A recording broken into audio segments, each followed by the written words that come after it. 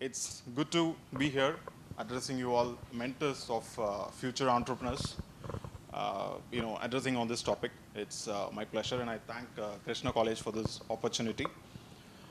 Um, so the word startup, it itself is, I think, something that coined as a word sometime in the last decade, I believe.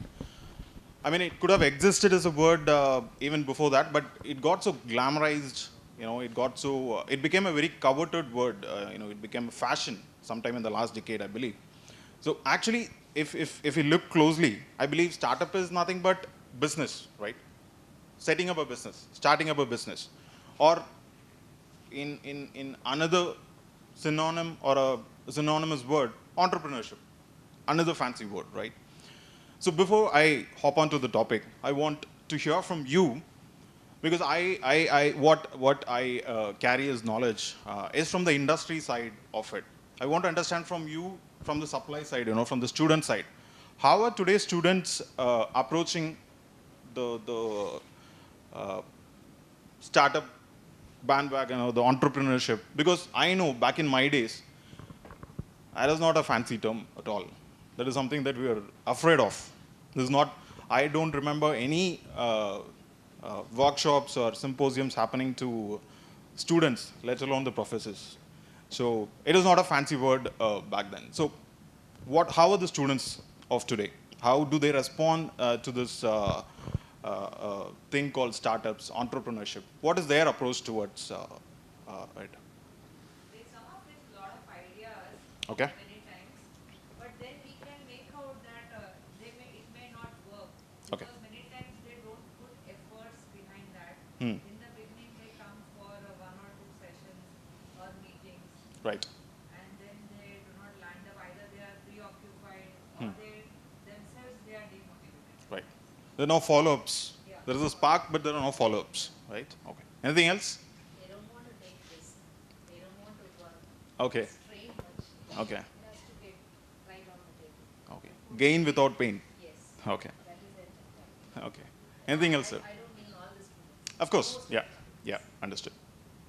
Anything else, ma'am? And when they come, Huh. the first question they ask, will we get money? Investment. Yeah. Right. Even though they may not work so much for their own projects, or they may not be so much, passionate about, their first ask, the thing is that you will get seed money or not. Correct. पैसा मिलेगा क्या? Right. Ma'am? Okay. So, I think in that case, I don't see much of a change in the students' mindset, I guess. Because when I wanted to start, of course, there was this fear factor always there as a part of the process. The start of the process, the first thing that I faced was, yes, fear. I think it was sometime in 2007, 6, 7 types.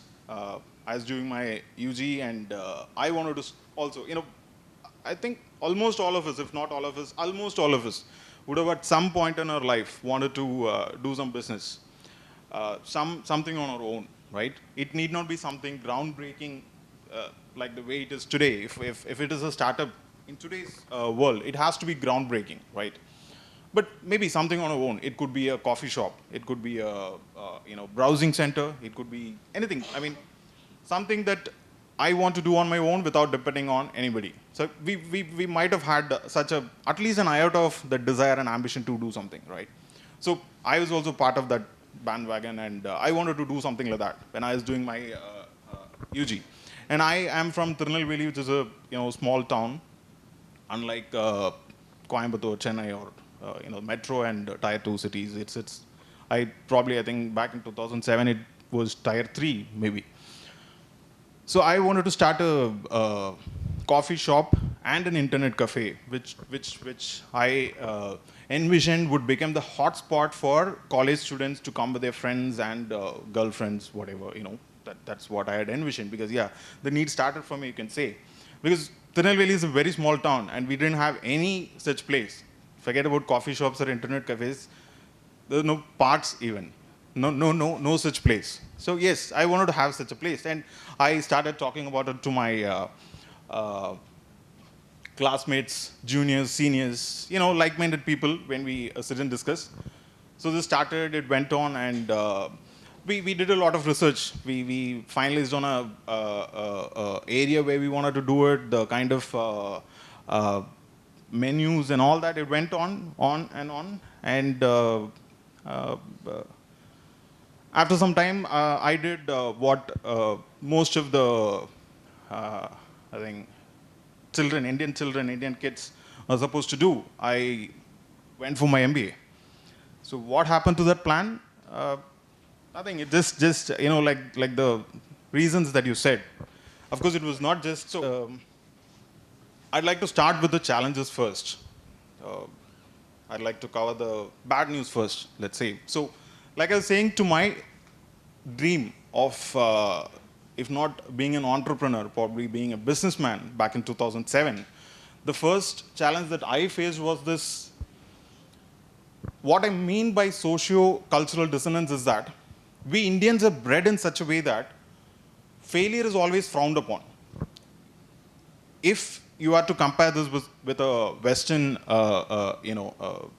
country or European nations, failure on something that you're risking, that you're trying, is maybe not something that they're going to look down upon you, right? They may encourage you as a family, as a society. But here, of course, no. You are supposed to be safe, right? And business is anything but safe. Entrepreneurship or startups is anything but safe. So definitely I had this fear in my mind, which is inculcated in me by my parents, by the society, by people around me, right? So that was my first biggest hindrance, which I think was addressed by, I forgot who it was. First thing that you said was the fear to start, right? I think you mentioned it for the students, the fear to start something on their own. Okay, you mentioned it. So that exactly was the mindset back in 2006 for me also. And the fear is not something, the fear of failure, that's the biggest obstacle, because it is not okay to fail. So it's like, Sharma ji ka beta, look at him, look at the other person, look at this person. He's so successful, he's joined a company, he's earning in whatever, lakhs or thousands. But you're going to start a business and do what? I made you spend so much and study, and no, it's not okay to fail. You need to succeed at the first attempt, right? So that is one of the biggest hindrances I saw in my own personal experiences, and from what you said, that's what I think is happening now also. So fast forward to 2012, I believe. I was doing my MBA, and I had this idea where I wanted to, again, start a business. And this time, I didn't use the word business. I said I want to become an entrepreneur, because MBA, I've done my MBA, right? So I wanted to become an entrepreneur. So I went to my dean. I told him my idea. The idea was to deliver vegetables at the doorsteps of. I did my MBA in Bangalore, so the apartment culture was something new to me. So I saw that and I felt, okay, there is a market, there is an opportunity where I want to deliver vegetables to the doorsteps of, and I wanted to target the working women.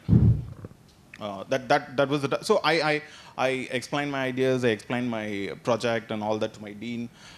He listened to it. He went through my presentations and all, and then finally he said that the reply, which I think most students and kids would have heard from their parents, most of the relatives, and sometimes, I don't know, professors maybe too. He said no. He's like, who is going to buy or who is going to pay you for something that's so normal or mundane? It's a very. I step out of my home, and there are myriads of vendors, vegetable vendors, who are selling their ware. Why would someone pay you so that they would want to get the vegetables delivered at their home doorsteps? Okay, I had nothing to counter that. I just thought it might work. And when my dean of the college said, no, it's not going to fly, I was like, okay, maybe my idea is wrong. At the same time, about around the same time, if I'm not wrong, Big Basket was started sometime in 2011. And believe me, it is not something that I copied from Big Basket, because 2010, Big Basket was not as big as it is today. So it is so very nascent, and so promise it was my own idea. But it didn't happen from me, because the mentorship that I wanted from my dean, who could have, probably there were lots of loopholes, definitely, in my idea. I just presented a very basic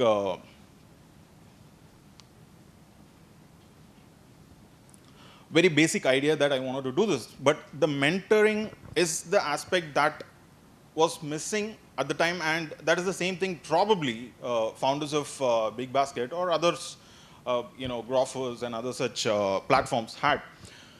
So that I still believe is missing for most of the students, especially for students from Tier 2, Tier 3 colleges, for whom the exposure to the market itself is very limited, right? For me, in Bangalore, I could see this, that there is an opportunity for delivering vegetables. If I had done my college, PG, MBA in, say, Nagarkoil or Tirunelveli or even Coimbatore, not to demean any of these places, but the demographic setup of those places are very different compared to, let's say, Bangalore or Chennai, right? So that mentoring is very, very crucial, and that crucial aspect is missing, is the biggest challenge for a student. So the challenges that I'm trying to list here are not just startup centric, but I believe this is what you're going to take to the students, right? If I'm not wrong. So I am listing the challenges that are also challenges for a student who wants to venture into a startup, right? Funding or finance, like ma'am, you rightly mentioned, like that is one thing that comes to most entrepreneurs' mind who wants to start a business, right? Will I get a funding? Will I get a funding? Maybe from today's scenario, you might think getting funding is not a big deal. There are thousands of billions of dollars that is being poured into India by foreign investors, right? Venture capitals, even by Indian companies. Tata has invested in lots of startups. Reliance has invested in lots of startups, or acquired, if not invested, acquired. The drill. So funding might not be such a difficult thing, but you ask any entrepreneur who has had a startup in the last 5 years, and he'll tell you how easy it is to get funding. So secure funding. Funding is definitely not easy, but the right idea and the right platform is where the misconnect or the gap is. So I have a great idea, but I don't know where to connect it to. So there is where some of the programs that I'll be listing would come into picture. So I have an idea, but I don't know where to go to. I maybe take it to my professor, I maybe take it to my friends, but they may or may not be equipped enough to tell me this works, this doesn't work, or you can get funding in these ways. The first thing that comes to our minds when we think of funding is, how much can I get from my parents? How much can I source from my family? Or maybe banks. The third, the final and third and last option is, if I can get some money from banks, right? So that is again one of the biggest challenges which we think, which I think is right now plaguing the Indian startup scenario. Okay, right talent. When I say right talent, I'm not talking about the lack of talent. Of course, there are plenty of talent in a country which is the most populous, in the continent. So we definitely do not lack talents. But what we lack is, as an entrepreneur, as the owner of a business, they think that they are nothing short of superheroes. Entrepreneurs want to do everything by themselves. It could be sales, it could be operations, processes, admin, whatever the task is. They want to believe that they are superheroes, that they could do everything. To cut it short, what matters here is the delegation part, or to believe in someone and get someone who's smarter than me. Jack Ma, I think he needs no introduction. He is a proponent of this idea, who has always said that if my company has to succeed, I have to have people who are smarter than me. I need to surround myself with people who are smarter than me. If I'm going to get someone who's dumber than me, I am going to pay him and I'm going to do the work that I have hired him to do. So that's just a waste of time and money, right? So that is a big challenge in our generation people, because maybe because of the limelight, maybe because of the fame, or maybe because the importance they think that they might lose. These might be the reasons, but that is where the securing of right talent is getting missed out, right? Another thing is, we need people realize that they need good talent, but they want good talent at a cheap price. Typical Indian mindset, right? I need cheap talent, but cheap talent is like a oxymoron. It doesn't go together, right? Cheap and talent is not gonna happen. If it is cheap, then obviously the talent is not worthy enough, and if it is talent, then it is not going to be cheap. So in Indian startups today, if people are ready to hire people with the right talent for the right money, that is what is going to propel your company forward. That mindset again is lacking in I'll be taking some case studies where I'll be telling you that. So revenue generation and misjudging the market, I'll club together and say it is one point. So I have a great idea. I want to take it to the masses. But is it actually sustainable? The sustainability factor is the biggest issue in today's not just business, but as the world as a whole, because you hear a lot of moving towards sustainability, green sustainability, in lots of areas. So what we mean by revenue generation here is the product has to be in such a way that I can generate revenue without keeping on giving him deep discounts. The cost of acquisition of a customer, right? I have to spend so much to acquire a customer. That can never be higher than what the customer is bringing into me. I can spending on marketing, advertising, marketing is definitely a part of your sales campaign, but it can never go overboard. Like, I am spending 200 rupees to acquire a customer, and the money that I'm going to get from that customer is only 110 rupees. How is this model sustainable? Right? I cannot go on like this, because the another problem here is I get funding.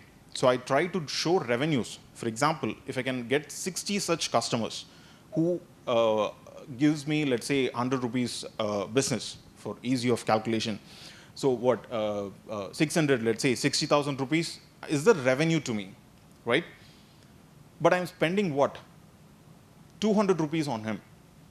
200 rupees is like on a revenue of 60,000, I'm spending almost 1,20,000 rupees to get him in. This is okay if, let's say, I have a plan where in a month's time, I am going to go deep into his pockets. I'm right now spending 200 rupees, right? But probably in a month's time, I'm going to increase the depth of the products. Right now, he is only getting product A, but I am very confident in another 3 weeks, I'll be enlisting him in a way that he is going to get product B, C, D. Thereby, at the same spend of 200 rupees, I'm going to increase the ASP or the basket size to, let's say, 400. Then it makes sense. But right now, starting with even Flipkart, I can name many such companies, but Flipkart being a very easy example. Flipkart is still in negative earnings. They are giving deep discounts. They're showing revenues. But is there profit? Of course not. That is the sustainable model, because Flipkart can wage that war. Flipkart has deep pockets, especially now after getting acquired by Walmart, not funding. After getting acquired by Walmart, it has the deep pockets to sustain such a war. But can a actual startup, which is just starting up and has limited funds, can they do it? One part of the, the first part of the question as a challenge. The second thing is the misjudging the customer. So I have a great product which I think is going to work for the customer, and I think he's going to pay for me, pay me for that particular service or a product or a process. But I have to understand how big is the pain for him. Is it really a pain point that he's going to shell out some money from his pocket for someone else to do that to him? There is, I'll be talking about a company later, but I'll just take that as an example now. So one company ventured out to do, automation of smart homes, automation of homes. Smart homes, I think, is something that all of you would have heard now. But this particular company started doing it in 2014, if I'm not wrong, 13, 14 types. 2013, 14 types, I'm very sure none of us would have been ready to pay, 1,000 rupees for a switch, which is a smart switch. And back in 2013, 14, we did not even have the ecosystem for it. Wi-Fi was not that prevalent in 2013, 14, right? It was still at a very nascent stage. So this company wanted to give something to the customers, which I think is not a need product, but a want product. I need certain things, and I want certain things. I need food. I need water, right? I want an iPhone. The home automation or the smart home falls into the want category. I can definitely get up from the chair and reach to the switches and switch it on or switch it off. I'm not going to pay $1,000 for a switch which I can operate from my phone, right? So this is where I misjudge the market, which is not yet ready for such a product, and the customer who is not ready to willing to pay for such a product.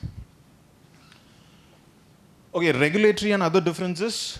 This is to do with the laws of the land. See, to quote a recent such development, I think a couple of months back, RBI revoked the auto repayment feature.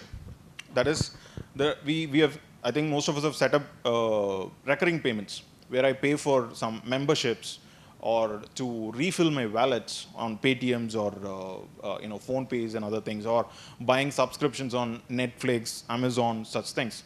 So now the RBI has mandated that it cannot happen on its own, continuously, automatically. It has to go through an approval from the customer. Only then it can be done. So every time the process is going to happen, it comes to us. We have to okay it, and only then this happens. Previously,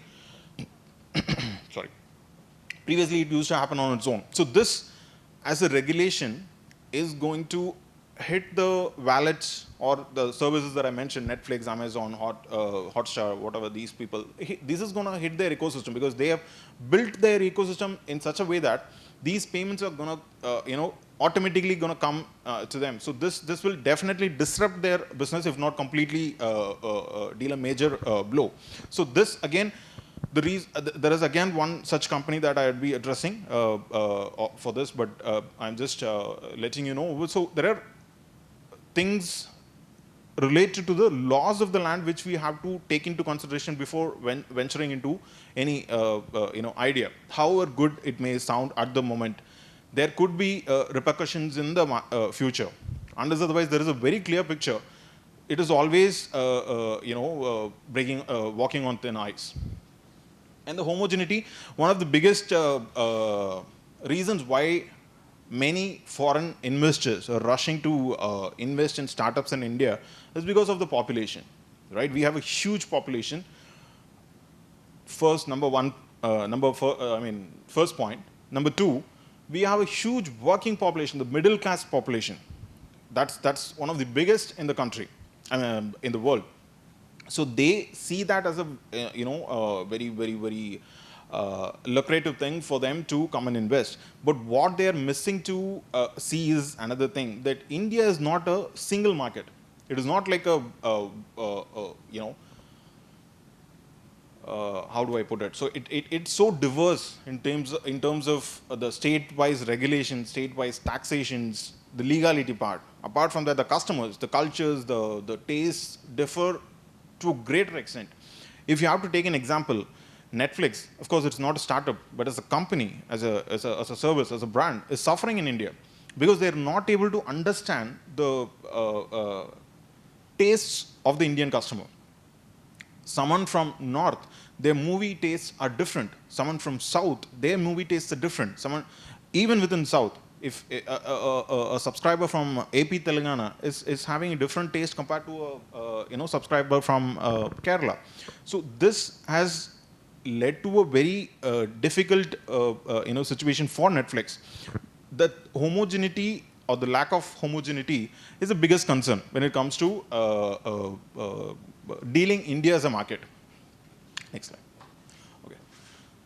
So what are the opportunities for startups here? Why should we start up?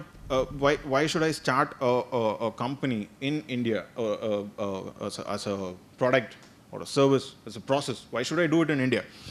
Right now, when I say right now, probably for the last 6-7 years, there are government policies that have been framed in such a way that they are making it easier, making the life easier for startups. There are lots of policies that have been drafted. There are lots of schemes and exemptions that are being brought into the foray, so that startups find it easy to start their business and go about it. Of course, the India's large population.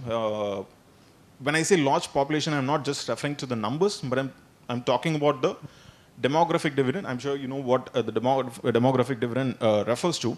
So according to data, this is how the graph looks for countries like China, Vietnam, and India. In the next,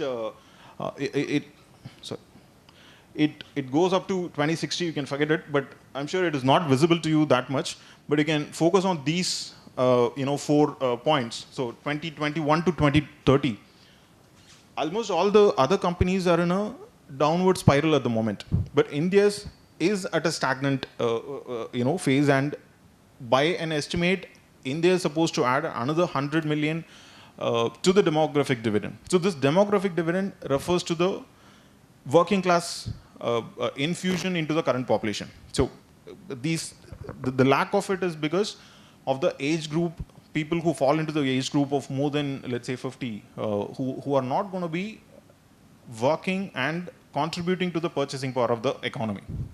So that is the biggest S for the reason why India is a conducive environment for startups.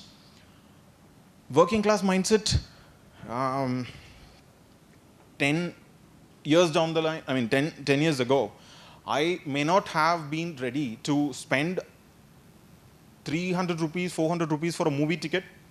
I'm sure none of us would have even foreseen such a thing coming.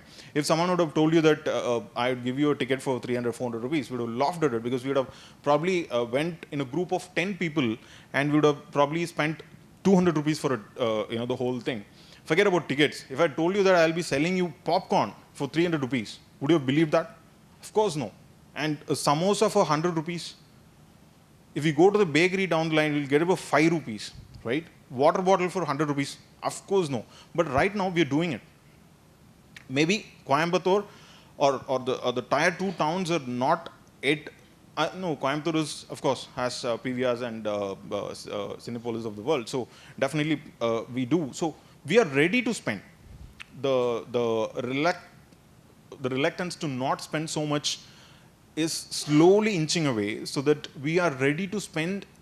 When I say we, I'm referring to the middle class, because the mindset of the middle class population back then was entirely different, and the outbreak of the current generation who are starting to work and contributing to the purchasing power is entirely different.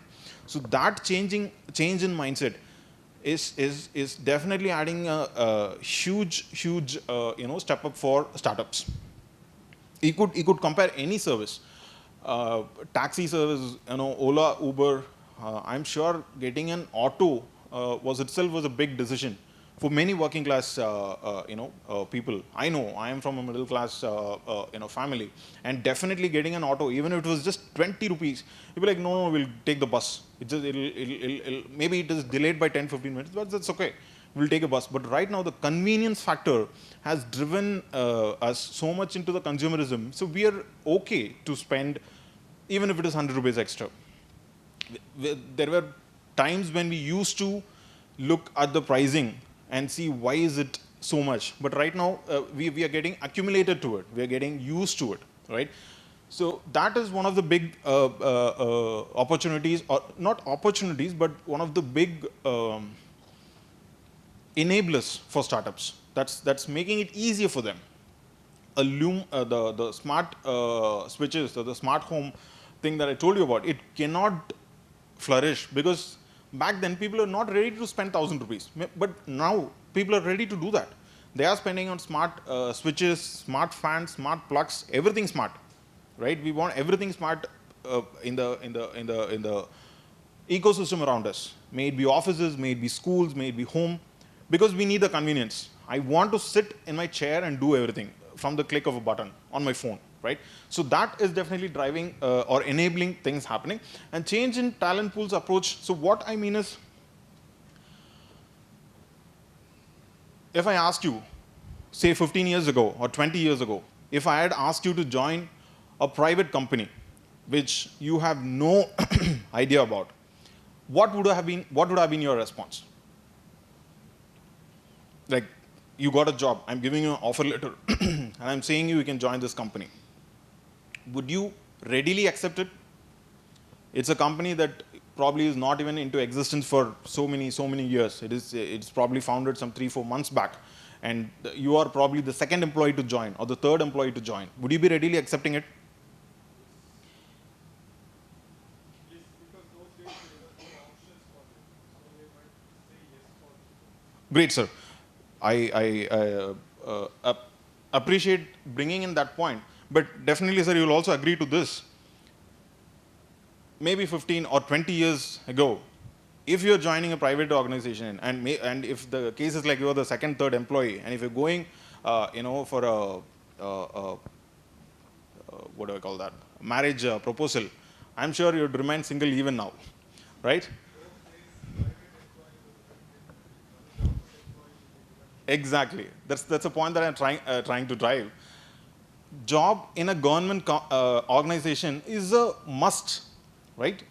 Private entities were frowned upon. I can completely get your point, sir. Unemployment was there, so people might have been ready to take up the offers, but nobody in the family would even allow you. You'll become an outcast. You'll be, get out of my house. I don't want you in my house. And if you're the third, fourth, fifth, even the 10th employee to join such an organization, which has no record, I'm 100% sure nobody would, not even your friends or even your professors, our professors back then, because we never knew what it was. I cannot go blindly and join a company which is just 10 members strong, right? That belief is not there.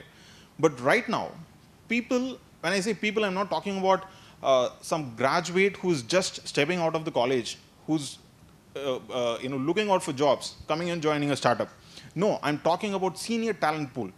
People who have worked for, 15, 20 years, and who are in the middle management positions as VP or senior VP procurement or sales heads. They are ready to leave their costly jobs and join a startup. The reason being the thrill and excitement that comes with it. Not the only reason, one of the reasons. Because maybe they feel at their current job, they have kind of become stagnant because they have set in an established organization, the processes and rules are always set. You are required to follow. You cannot innovate or create anything in a company as big as an Accenture. You definitely are not going to be innovating and creating processes at the ground level. You are supposed to follow processes. At the best, if you're a team leader, maybe you can change the next destination of your team visit. You may choose not to go to Barbecue Nation and you say, I'll only go to KFC. That's the best that you can maybe change, nothing more. So they want to come out of the shackles of the already set organization and come and join a startup where I can explore things, where I feel young again in creating things. That is what I mean when I say a change in talent pools. And of course, foreign Indian investors or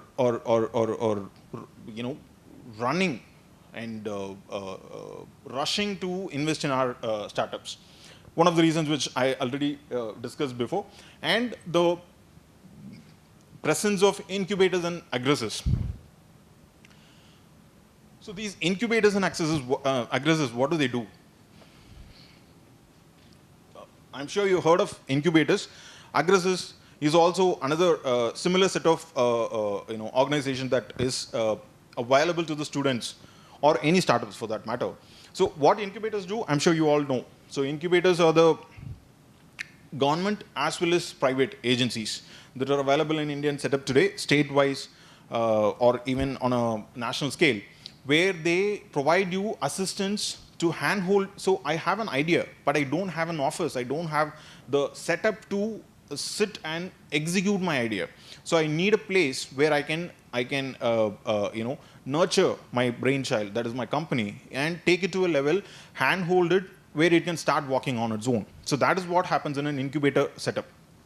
They help you with brainstorming. They help you with the initial setup of an office. Maybe they give you a lab which you can use it as an office. And they also help you, it is not a must, but they also help you and get the initial seed funding. Right? That's what incubators do. Incubators are nothing but people who help a very, very, very start phase, at the very start phase of the idea. That's what incubators do. Aggressors, on the other hand, they are people who, like the word indicates, they help you fasten the cycle. So you already reached a stage where your business has become a viable business model. Now you want to take it to the next level. There, your incubator is not going to help much. Incubator role itself is different. Aggressors will help you there. They'll help you reach the destination that you want to reach much faster. So that's where aggressors come in to the picture. So availability of these things definitely was not there 10 years ago. The concept of incubators were absolutely not there. We don't have any such government set up organizations where people can go register their idea and get funding from the government, get help, not just financial aid, technical aid from the government, and see their idea getting shape. That is available now, which I think of all the things, this is the biggest help a startup can get, an entrepreneur can get. Next. So the Startup India is a program or an initiative started by our Prime Minister Narendra Modi sometime in 2016. This is one of the exciting things that has happened to the startups in the last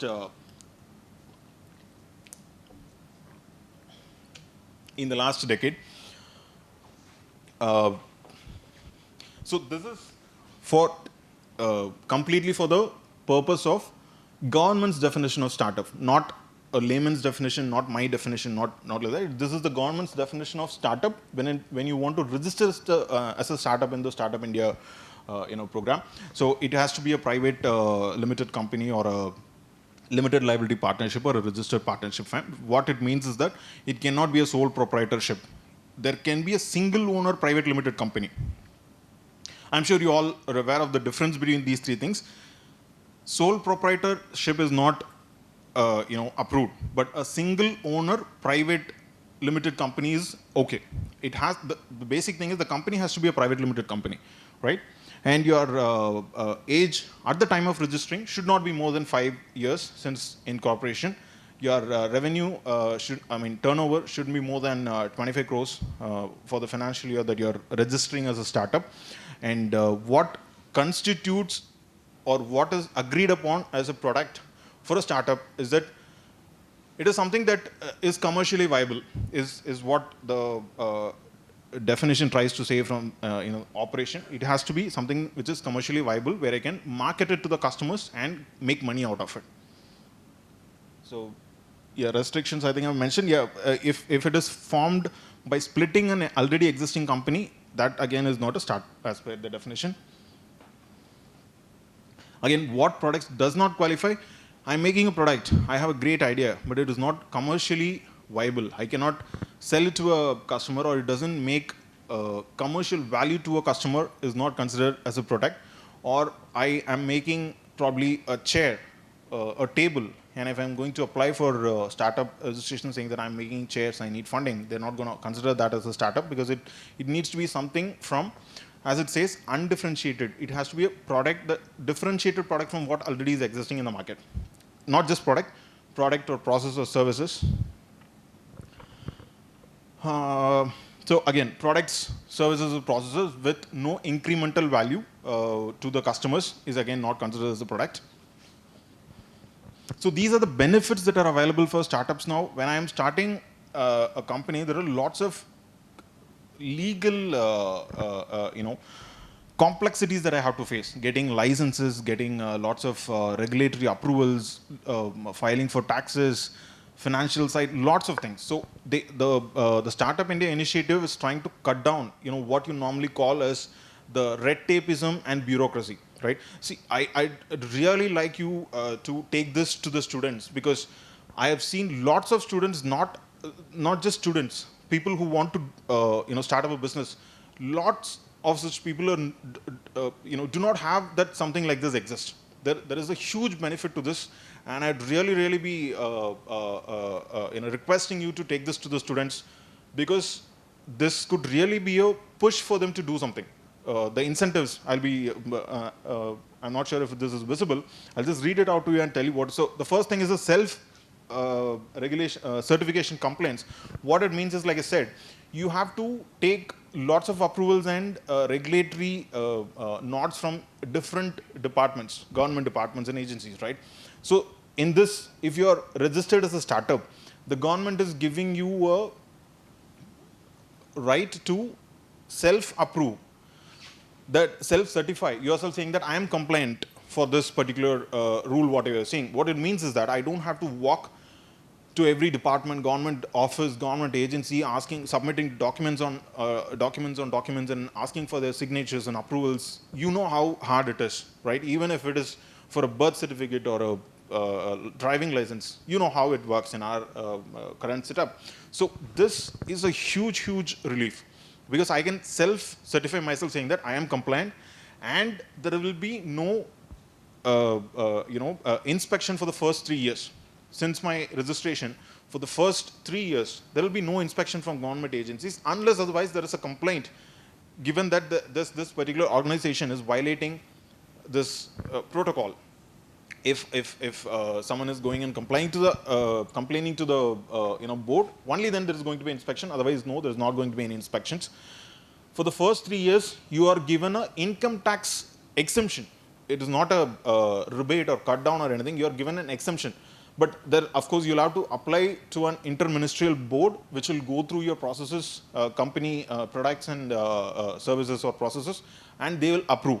It doesn't mean that once you apply for a startup and you are recognized as a startup, you are readily exempted on income taxes. And when I say income taxes, it is for the company, not for the entrepreneurs, for the brand, for the company I'm talking about. So first 3 years income tax relief is again a huge relief.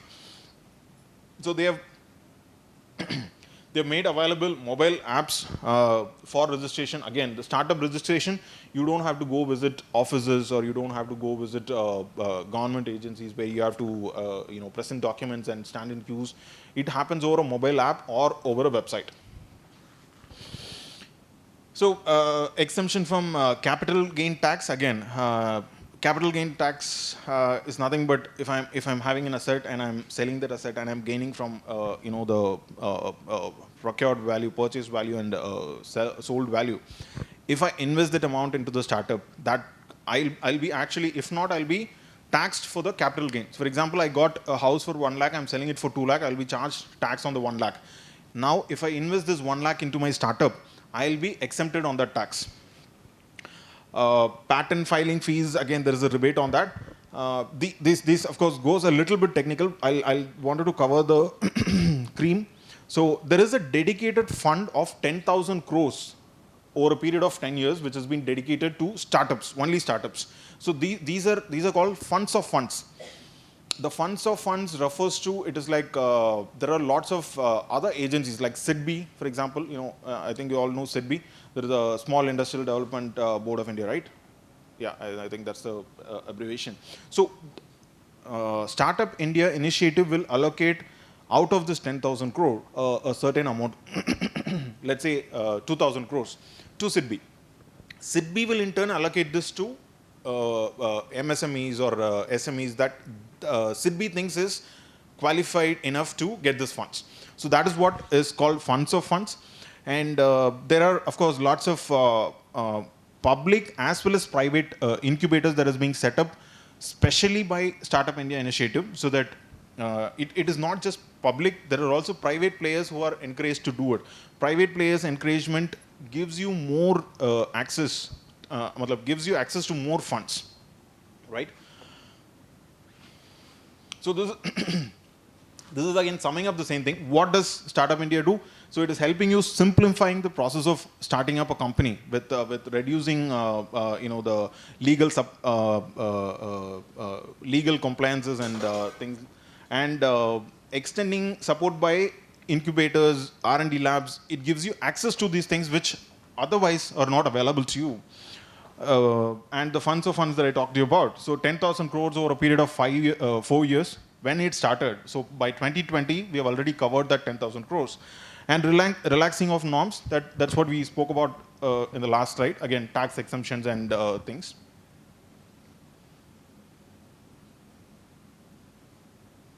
Next.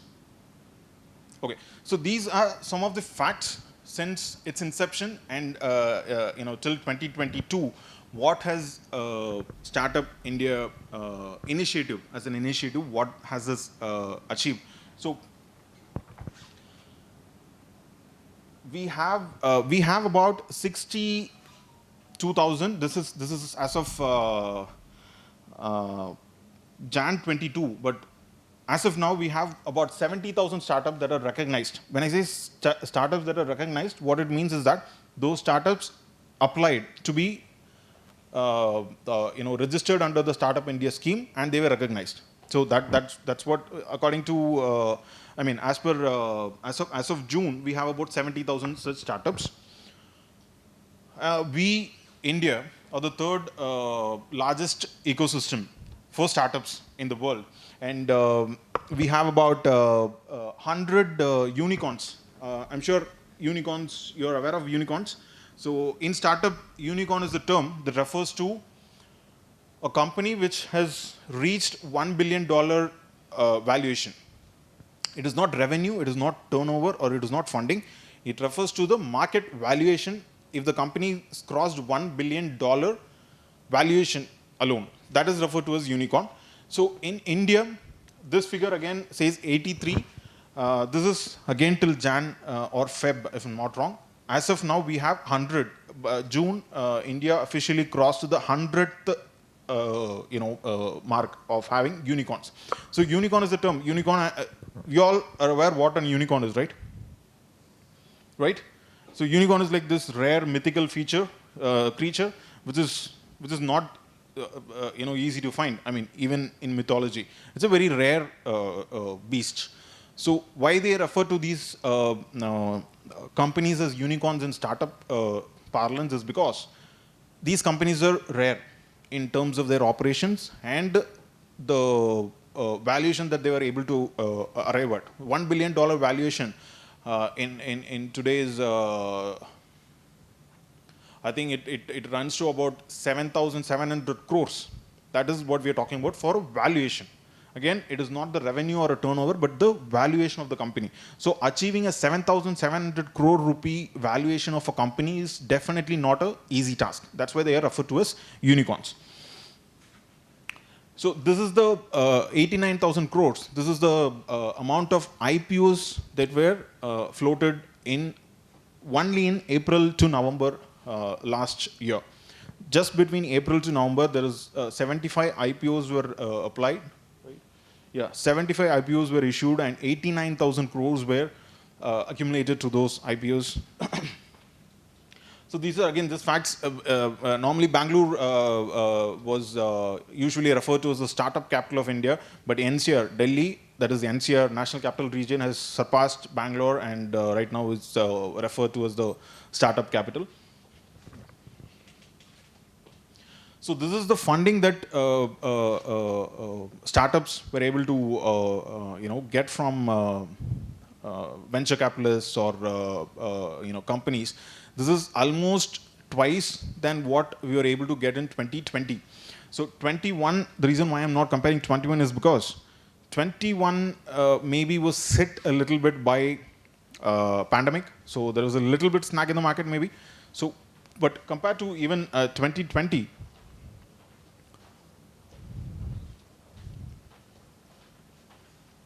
so compared to even 2020, there is almost double the valuation, double the funds raised and double the deals closed. The 65 and 130 refers to the number of deals that were closed. $130 billion, $3.5 billion were accumulated from 130 deals. So these were the unicorns that were registered in 2022 till June. So these are the companies that have ideally crossed the $1 billion mark as valuation. So what makes these companies special as startups, if you ask? Say, for example, one such company that I wanted to talk about was DealShare. So have any of you heard about DealShare? As an app, as a brand, as a product, not as a startup or anything? Okay. So DealShare is into something called as social commerce. So this social commerce is nothing but a type of e-commerce where I sell my products through social media tools, platforms. Okay. So what happens is there were these two guys who were looking at the growth of, let's say, Flipkart, Amazon. Any such brands, let's say, and they were just thinking about, does the same kind of traction actually happen in tier 2 or tier 3 cities? Tier 1 definitely, Chennai, Bangalore, metros, all the metros, tier 1s. Definitely there's a great amount of traction when it comes to Amazon and Flipkart, owing to the internet as well as availability of smartphones. Of course, today as we speak, even tier 2, tier 3 cities have access to smartphones, access to internet, but definitely the comparison is entirely different because of tier 2, tier 3 cities. Most usage phone-wise, there is a data by for the agency name which says the comparison in terms of phone usage, the type of phone is a basic smartphone is not something that can run. If you had seen App Store, Play Stores, you might have seen versions of Lite. There is a Facebook Lite, there is a PUBG Lite, there's lots of lights, Instagram Lite. The reason most of the companies are launching these Lite versions is because the tier 3 cities, those people who use the phones, they don't have a great processor or great phone with the super fast phones. No, those are basic phones which can only handle so much. That's the reason why they are launching this Lite apps. So this Amazon and Flipkart, despite having success in the metro cities, and I'm not saying they're a failure in the tier 3 cities, but the penetration was not that great. So what these guys did, they started finding out deals from local vendors instead of finding out deals from vendors from abroad or vendors from other cities or vendors from other states. They wanted to connect the local vendors to the local customers. See, they formed, what they started doing is they formed WhatsApp groups where the deals were shared, saying there is a deal on this. That's the name, basically, the deal share. So there is a deal on this you can buy. And what they started adding to it is, if I am buying as a single person, I am getting, let's say, a discount of 2%, 3%, 4%, 5%, whatever. I am sending this invite, the deal details to you, and you are sending it to him, you are sending it to her. So let's say if I can pull in a group of 10 people to this deal, the discount that I get is more. Instead of getting 5%, maybe I get 15%. All of us. So this is what DealShare started to do. And by I think by the first or second month of their operation, without any kind of advertisement or without any kind of marketing activities, they had 20,000 customers in their kitty. So that is where they started doing all these promotions, and they started getting in fundings, and they became an unicorn. So again, this is a by industry. If even in the slide before, if you looked at the companies closely, and if you had seen, you might have observed that there is no manufacturing company in the mix. Most of them are service providers, aggregators, IT or tech-enabled companies. There is no company that is into manufacturing which is registered as a startup or something that has been recognized as a unicorn. That, I think, is one of the worrying factors, because the aggregators business is a good business. I'm not trying to demean them, but the aggregators is something where I act as a middleman, right? I am trying to connect to people, and the service I'm offering is the platform for connectivity, and that is where I'm charging. But what happens over a period of time is the competition, when more competition is going to come and give more discounts with deep pockets, I'll not be able to sustain. Whereas as a manufacturer, I am the creator. I am producing the product. I produce it and I sell it. So I have full control over my existence in the market. Definitely I am going to have more competitors in manufacturing sector also. But like the term goes, there are going to be lots of entry barriers in manufacturing setup compared to these aggregators, where the entry is easy. Because in a manufacturing setup, there is a huge capex involved, capital expenditure. Whereas for an aggregator setup, it is predominantly the OPEX that plays a main picture. The operational expenditure or day-to-day expenditure, that plays major picture instead of compared to a manufacturing setup. So even here, that exactly is what this graph is also denoting. There is no manufacturing company at all in this mix. It's edtech, fintech, internet software, e-commerce. See, all of this, again, tech or tech enabled. The only thing which is out of it is supply chain, logistics and delivery. But let me tell you, even this supply chain, logistics and delivery fall into the same category. They are providing these services through online platforms like Porter. That again is something that falls into this category. Or there are things for the B2B setups also. So there is a completely untapped sector in the form of manufacturing, which can be explored. Definitely it needs investment, but again, these are companies that we're talking about that are getting $100 million investments in one round. So funding, yes, like I said at the beginning of the session, is a problem, but is definitely not a problem if you have the right mix of product and an idea. So these are the companies that have invested in our startups. The Sequoia Capital is one of the biggest investors. It's been there since last decade, since 2011-12. They have been a very ardent believer in the startup India, and they've been doing that even now. Yeah. So these are just the facts that I wanted to cover. And if I ask you for lots of any of you, if I ask you a successful story, I'm sure you would have heard of a lot. This was successful. That is Nykaa is one of the recent stories many of us would have seen. Zomato, maybe. We all know lots of startups that have been successful, right? But if it is successful, we always look at the glory and the fame of it, not where it could have gone wrong or where it is difficult portions of it. That's why I wanted to touch upon the things that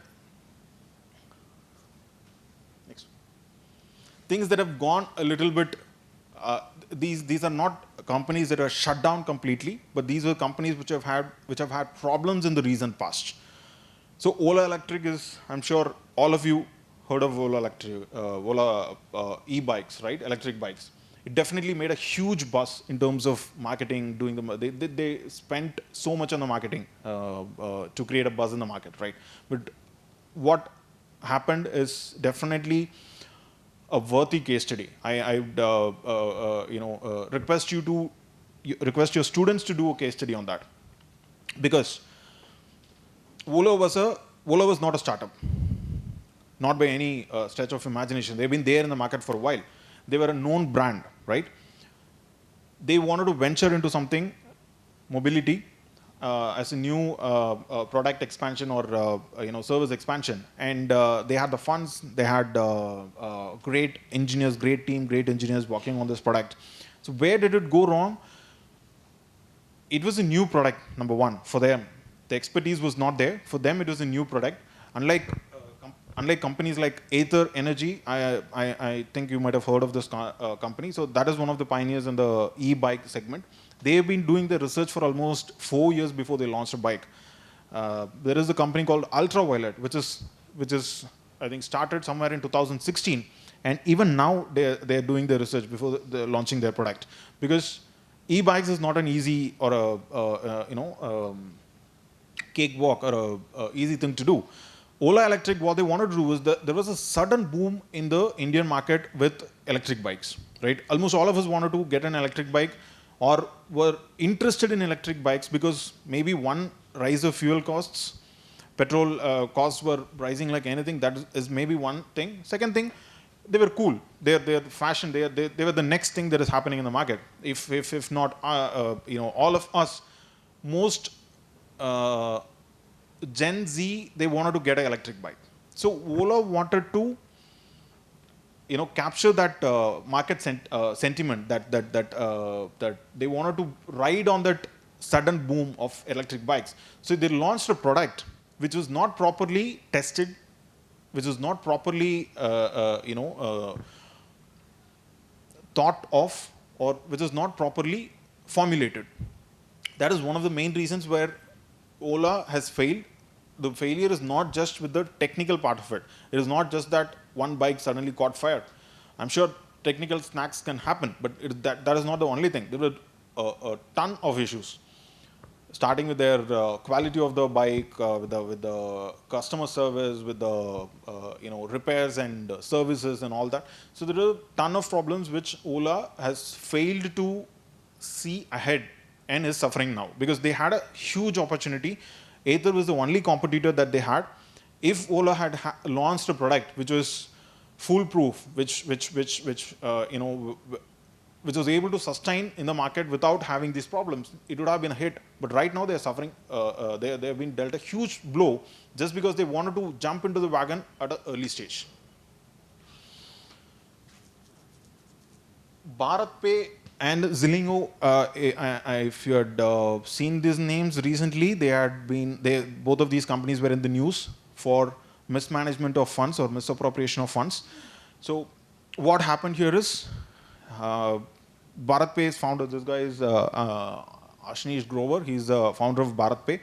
So he got investments, he was running the company, suddenly there was an audit and they found out there was a lot of funds that are unaccounted for, or if there is an account that it didn't match the books of accounts. So there was an audit, and he went on a long leave. He was then later on fired from the company.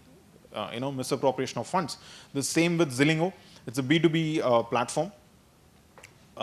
Again, Sequoia Capital is one of the investors in Zilingo also. They invested, misappropriation of funds again. The founder was ousted from the company.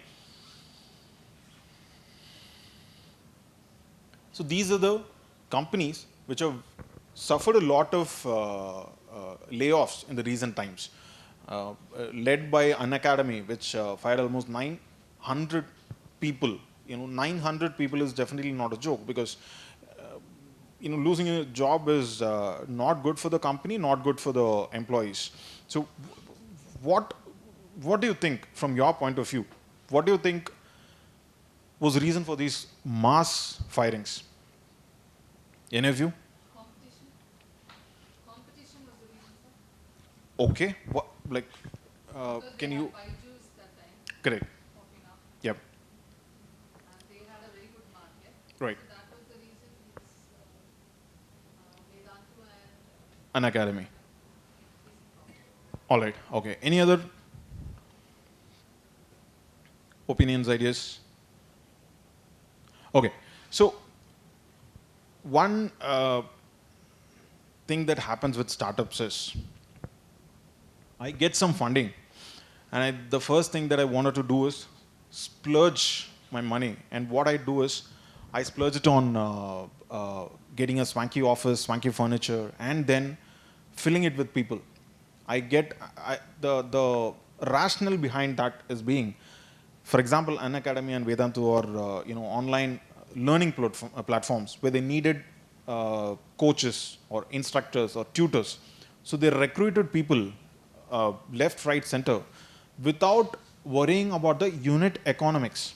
Unit economics is one of the biggest, exactly. Unit economics is the biggest factor that is going to ensure or lead to my profitability. So unit economics is nothing but the same scenario that I talked about some time back. Spending how much on a customer and the sale that is going to come from the customer. What is the ratio?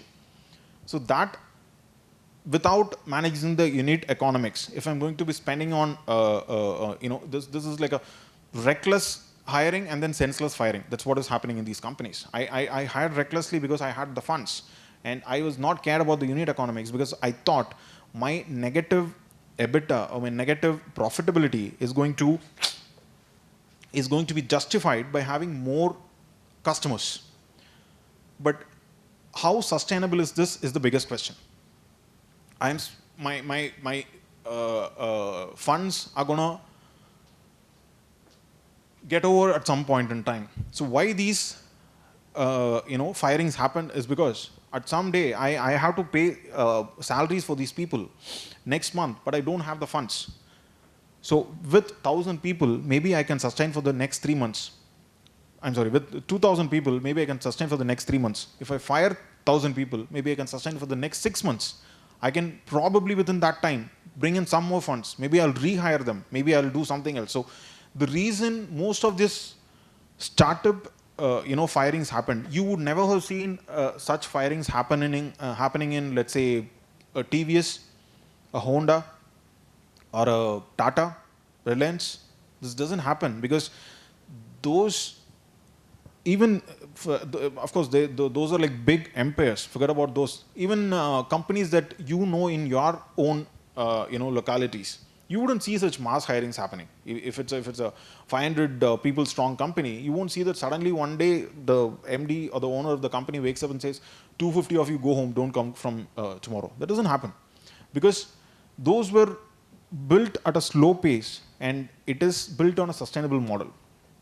Here, with availability of funds, with availability of lots of funds, what happens is the mismanagement of funds. When I say mismanagement, it's not like they're taking it and putting it in their own pocket and going. No, but they're lacking the proper financial planning of it. That's one of the biggest reasons why these mass firings have happened in the last decade or so, because these were supposed to happen at one point or the other. The pandemic just expedited it. It maybe made it happen quicker by a year. If not the pandemic, it would have happened 2 years later. That's the only thing that happened here. Next. Yeah. So these were some of the companies that were touted as the hot startups at some point during their inception. There are different companies from different timelines. So these were all touted as the hot startups, and they failed in the same way. As much they were in fame and in glory, basking in glory, they also failed in the same way. So we'll start with hotels around you. So this hotels around you was a great concept. What they wanted to do was, they wanted to give you a platform where, say for example, I am traveling from Bangalore to Bombay, and I did not book my tickets, the rooms. So I landed up in Bombay. I want a hotel. What do? if I search, go around searching, it's going to consume time. So what they want to do is they want to offer a platform where you can book same day hotel. One of the biggest concerns for us is same day check-in, check-out. I want to check in the morning and check out in the evening. It doesn't happen. Like most of the hotels, they'll say 12 o'clock check-in, 11 o'clock check-out. So I want to, business travelers, most of them, they'll go in the morning, they'll return in the evening, right? So they built their business model around this concept. Late bookings, same day check-in, check-outs, and remote area hotel, connecting the remote area, when I say remote area, it is still the city, but within the city, a bit outer. So they wanted to connect those hotels also into the ecosystem. They started in 2013. What led to their failure? They were operational for about 4 years. They also attracted lots of investments. So what led to their failure is predominantly the lack of focus. They were operational only in 5 cities. Delhi, Bombay, Gurgaon, Pune, Delhi, Pune, Gurgaon, Bombay and Hyderabad, I believe. So, some metro cities, not even all the metro cities, not even Bangalore and Chennai, some cities, because I have not heard of hotels around you when it was operational. I'm not sure if you did, because I used to travel a lot when I was in my previous job. I was handling Pan India and I used to travel a lot, but I haven't heard of hotels around you, because they were missing on marketing and they didn't go Pan India. The reason why I'm insisting they should have gone Pan India is because if I'm traveling, the moment I get down at the airport, all of you have come from different parts of country and state, right? If you got down at the railway station or the bus stand at the airport, you want to come to Krishna College, what is the first thing that comes to your mind? Sorry? Exactly. So when it's cab, what comes to your mind? Ola, Uber, right? We definitely have lots of local taxis here. I think Red Taxi is available in Coimbatore. We have Meru cabs in Bombay, in Bangalore. And Bombay obviously is known for the Kali Pilis, right? But Ola, Uber is something that is the first the top of mind recall for most of us, because they have the pan-India presence. Irrespective of wherever I am, wherever I go, of course, the tier 3 cities, excluding the tier 3 cities, I'm present everywhere. So that gives an instant connect in the minds of a customer. GoIBibo for that matter. Oyo for that matter.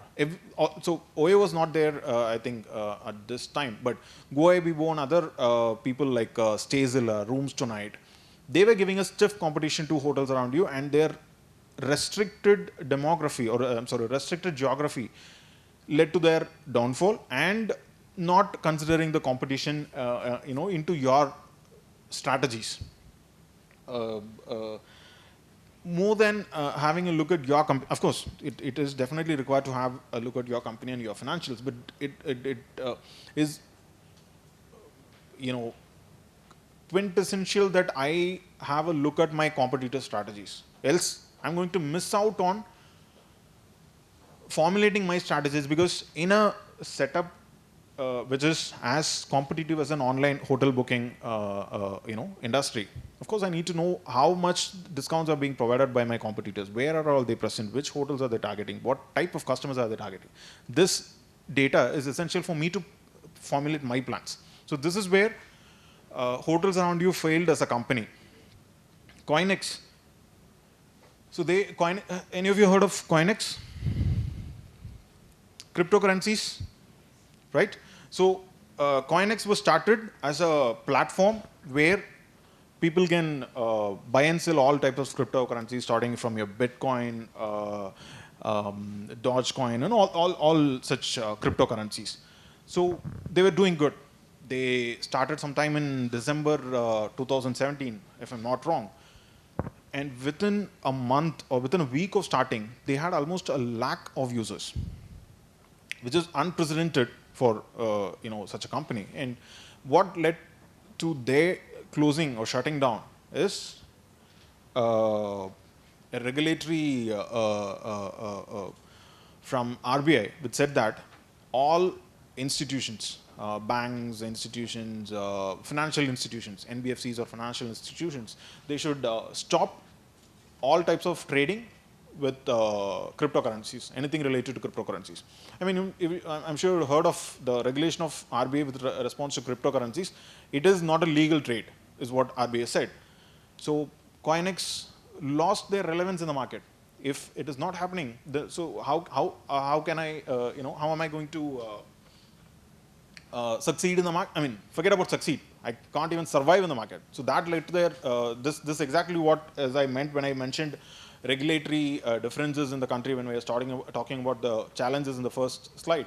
So this is something that I have to be, there was no clear policy on cryptocurrencies in India at that time. Coinex started with a legal loophole. It was like RBI never said okay to it, but RBI never said no to it also. So Coinex operated in that gray space. But once they said no, they're doomed. So having a vision ahead of what is going to happen in this particular market, especially relating to legal compliances, is a must. That is the only reason they failed. So Lumos, I think I spoke about it already in detail.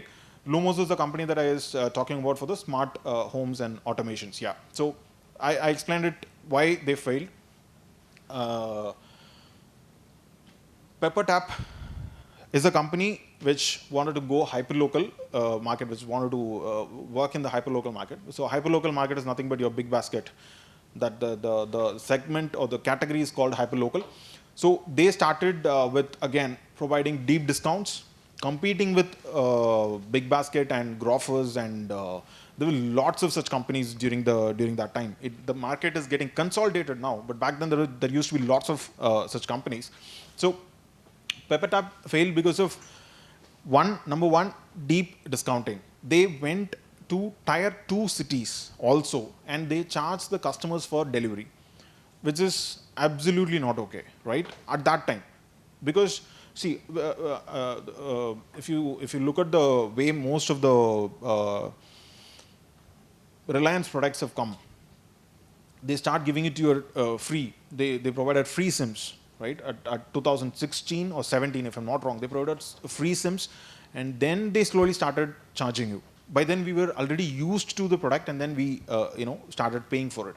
It happened with the Reliance phones also, not the Jio. 2008-9 types, there used to be a phone, CDMA phone we used to call it. It can only come with a Reliance SIM. It cannot have any other SIMs. So they used to give it for free, or free minutes. You just have to pay for the device, but the talk time is free. So we got habituated to it, and then we started paying it because we are, we just wanted to go out with it.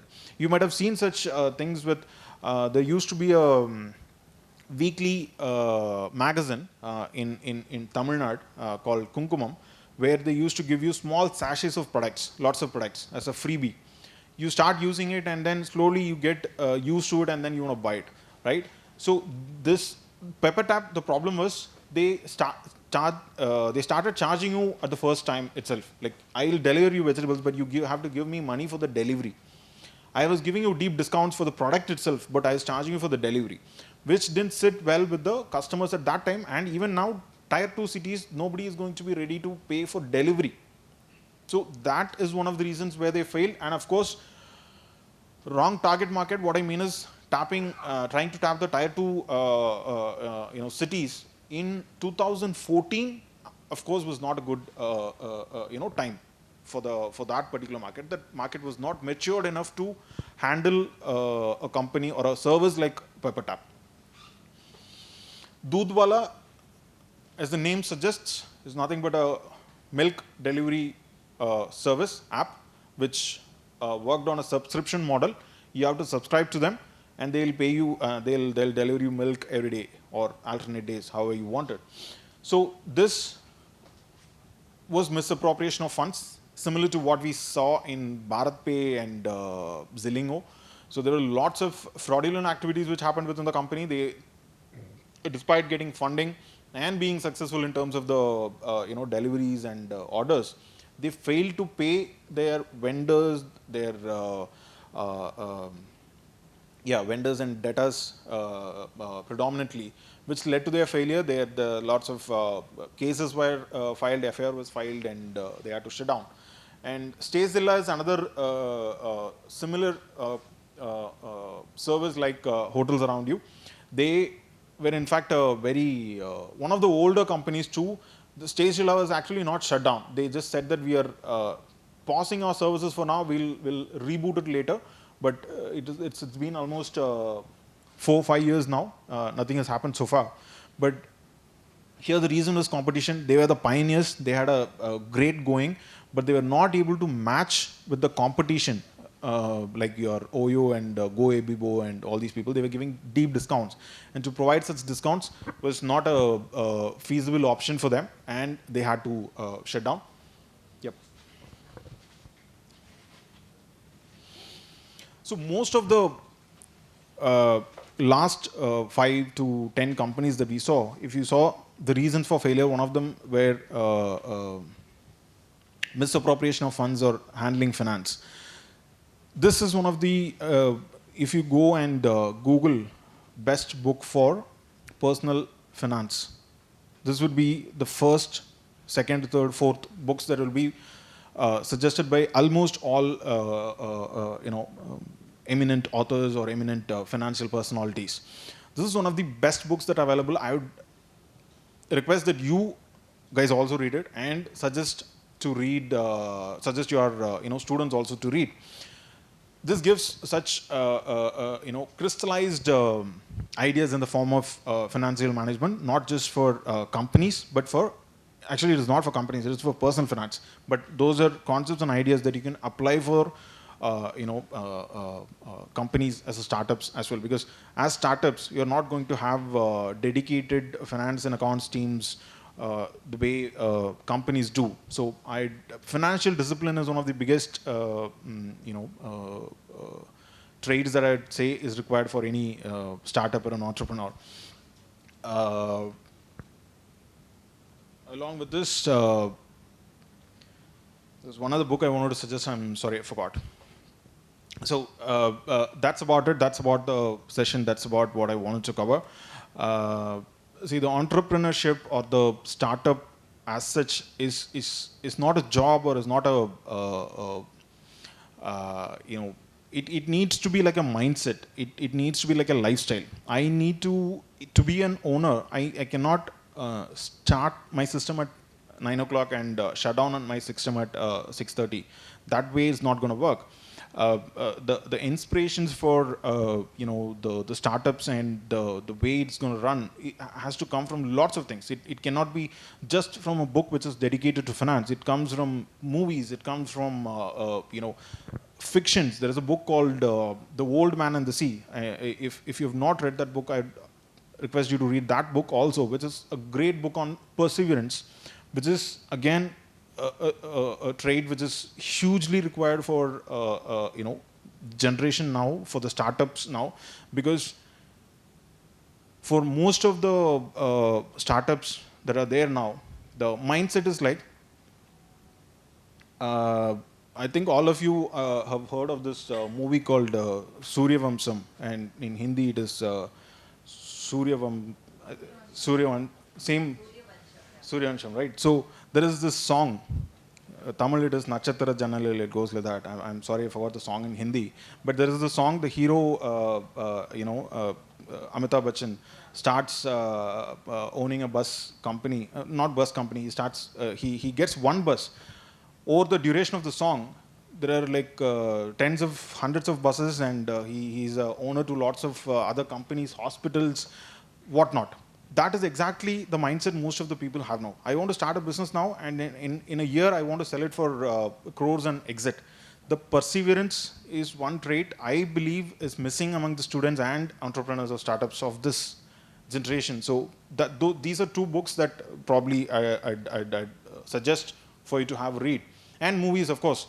Movies or games or anything, there are lots of things for me to get from such things as an entrepreneur. It could be a football game, it could be a movie on sports management, or Scam 1992, one of the recent hit series on Harshad Mehta. So I try to find inspiration in all these nooks and corners. And that is what I believe as an entrepreneur should be looking at, running his or her own startup. I think, yeah, that's about it. I'll end it there. Any questions? I am sure you're all hungry and would want to rush. If you have any questions, yep. Sir, you said the CV processor. So in that, how to help the mutual fund to startups, sir? Mutual funds. I'm not sure about SEBI and mutual funds helping as a startup, because if you're looking as an investment as a company, I think the funds that I refer to, if that is what you're referring to, that is about the SIDBI I mentioned. So SIDBI, they help in industrial development. So if I have, say for example, a manufacturing setup, I want to buy machinery, I can get up to 50% discounts on machineries. So these are one of the schemes I'm talking about. This is one of the schemes. So this is how SIDBI helps a startup which is trying to set up their manufacturing unit or maybe even a process. Sure.